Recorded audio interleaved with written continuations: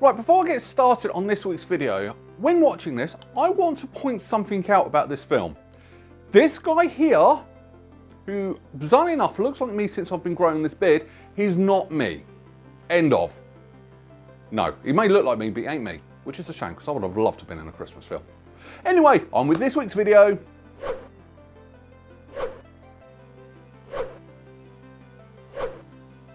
Elf is a 2003 American Christmas comedy film directed by Jon Favreau, written by David Berryman, and it stars Will Ferrell as the titular elf, who is actually called Buddy. And he is a human who was adopted and raised by Santa elves after he snuck into Santa's bag at Christmas. When he learns the truth that he's a human and learns who his real parents are, he goes to New York City to find his biological father. But on the way, and while he's there in a city full of cynics, he tries to spread the Christmas cheer. When the film was released, it actually received quite good reviews, mainly from Will Ferrell's performances. But because me being me, I'm a nitpicking YouTuber and I can find flaws in anything. So that's what I'm doing. 10 things wrong with Elf. Number 10, baby clothes. So right at the very beginning of this film, they're showing Buddy as a newborn baby in the orphanage, and the nun, whatever, puts him in the cot, but he's only wearing a nappy and socks. Unless he has a fever, you don't put a baby asleep in just their nappy, especially at Christmas, especially when it's snowing outside. That's a no-no. You don't do that. You are going to make that poor kid ill, and you're an orphanage trying to make these babies, you know, look adorable so people adopt them. You're not going to adopt them if they're all poorly. Number 9, escape artist. Because Buddy's awake when Santa Claus turns up, he's curious and wants to know who that person is walking around. So he escapes from his cot. And that's where the problem lies. How the hell did he get out of the cot? Well, obviously the side's been dropped down, but after the nun put him in there to sleep, she's put the side up.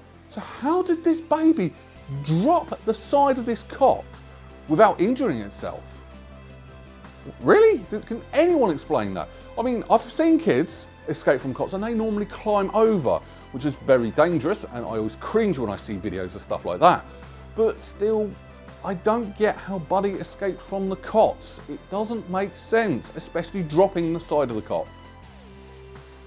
Number 8, discrimination. For a film that's all about the Christmas cheer and spreading Christmas joy, it shows discrimination of a special needs disabled person in a very poor light. Now let me explain. In the North Pole, it's full of elves who are all little people. Oh, by the way, going on last week's video, but at least they look normal as well, so kudos to that one. So Buddy's a human, so he is taller than everybody else there. But he doesn't have the skills or the nimbleness to actually perform the tasks. So what do they do with this person who has special needs, who could be classed as disabled in the elf world? Well, they just push him to one side. I think that is really, really, really wrong. Especially in this day and age, everyone is supposed to have a special way of finding things. You need to find and help that person overcome their limitations and make them a full person in society. This film does not do that. It literally just shoves them, you're special, into the side room you go. No, I don't like that at all. Number 7, poor security. Buddy somehow ends up with a job in a toy shop, and he's not happy with the way it's decorated for Christmas. So when the toy shop is shut, he spends the entire night doing an amazing job of decorating and making it beautiful, making it more Christmassy. Like I said, there's a job for everybody. But where was security? You know there's security there because you saw them walking around, but did they not check out once what the hell was going on in the toy room? Because there's no way Buddy was quiet all night long. He's done a lot of work and nobody's actually noticed that at all. And security didn't also notice him sleeping in the window a bit later on. The security guards need to be shot. Number 6, spaghetti. So it's Christmas time, and what does most people eat for dinner in this film? Spaghetti. No, seriously, He ate it the first time he went to his family's house after they finally accepted him, and they're eating spaghetti. The next day, he makes spaghetti for breakfast.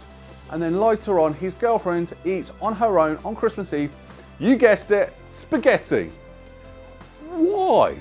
Why was everybody eating spaghetti in this film? I don't quite get it. Number 5, short person syndrome. Short person syndrome is a very bad misconception of people who are quite small, not as tall as like myself. I'm 6'3" anyway. And they always make them out to be short, angry people.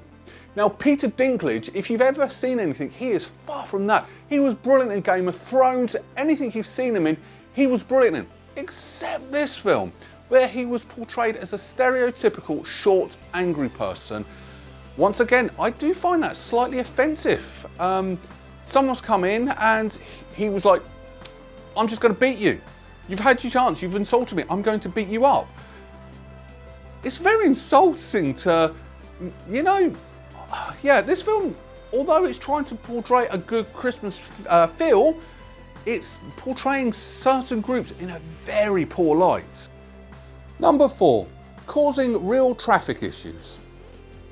Approaching the climax of the film, set in Central Park, they have Will Ferrell running around Central Park dressed as an elf. The thing is, there was no signs up when they were filming it, so all they saw was Will Ferrell dressed as an elf running around Central Park. Now, these drivers should be concentrating on the roads. Unfortunately, they didn't. When a full-grown man runs past in an elf's costume, your attention turns and watches him. Car crash! And that is exactly what happened. Now, luckily, nobody was seriously injured, but still, this film caused car crashes in Central Park. Not a good way to promote your film, really. Number 3, wrong concert. So the reporter turns around and says that the Central Park Rangers are notorious toughness. So much so that their 1985 handling of the Simon and Garfunkel concert was still under investigation. Except that concert wasn't in 1985, it was in 1981.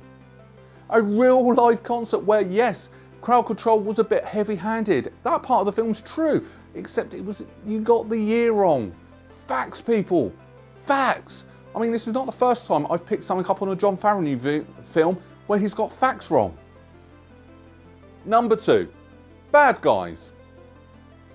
So ultimately, yes, this film has some bad guys, but I don't think they picked the right bad guys. You picked the police. Now, in some films it does work where the police are the bad guys, but this film isn't one of them. This film is a family film. Children are going to watch this. You want children to actually be, open up to the police.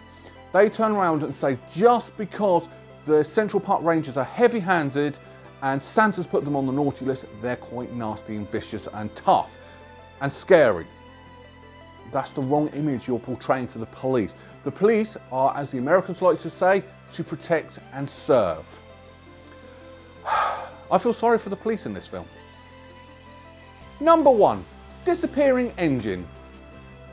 After the engine falls off Santa's sleigh, lands in Central Park, Buddy goes looking for it, and he bumps into his dad and his brother, and they round the engine, they have a good old chat.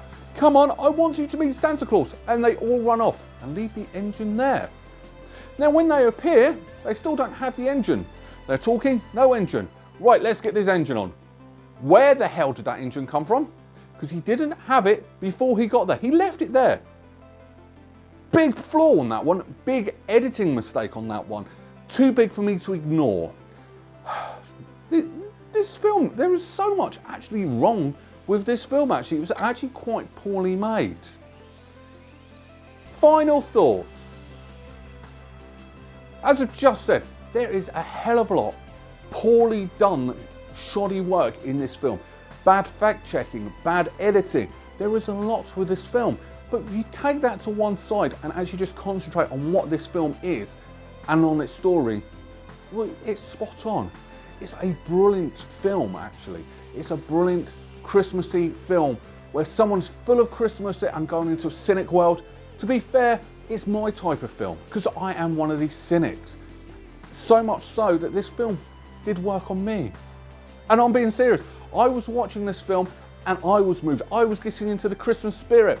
I am so going to regret saying that on TV.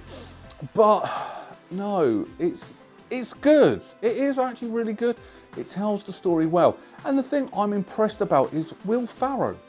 He is one of these actors that he's an acquired taste. You either like him or you hate him. And 9 times out of 10, he's just too much. Yet in this film, he is too much when he needs to be. But every now and again, he tones it down, and he tones it down perfectly. And I'm struggling to actually say this. Will Ferrell was the best choice that actually made for this film. They originally wanted Jim Carrey. He turned it down, and I'm glad, because I think he would have been a bit too much. Whereas Will Ferrell, he had that ability, just to step it back a little bit.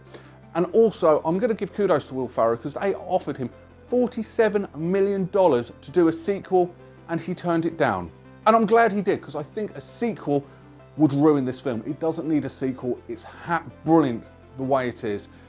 Shame about the millions of memes we got from this film. But yes, I can't sing this film's praises enough, but there is a lot of stuff wrong if you actually nitpick like I do. So what am I going to rank it? I would, strange enough, if a lot of these issues weren't there, I would actually give this 10 out of 10.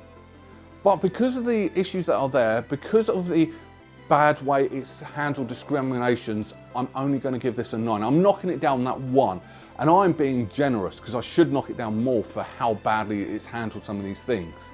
But yeah, 9 out of 10 berries, that's my recommendations. But that's my opinion. I'm entitled to it, as are you. What do you think? Let me know in the comments below, and if you do, let me know how many ranking berries out of 10 you would give it. On to next week. Well, let's carry on with the Santa Claus theme and stick with a Santa Claus film. Same again, there's thousands of them out there. But if you want to get in touch with me, just search for @Berryman81. I'm on Facebook, Twitter, Reddit, you name it, I'm probably there. And I'll see you next Sunday. Take care. Bye-bye.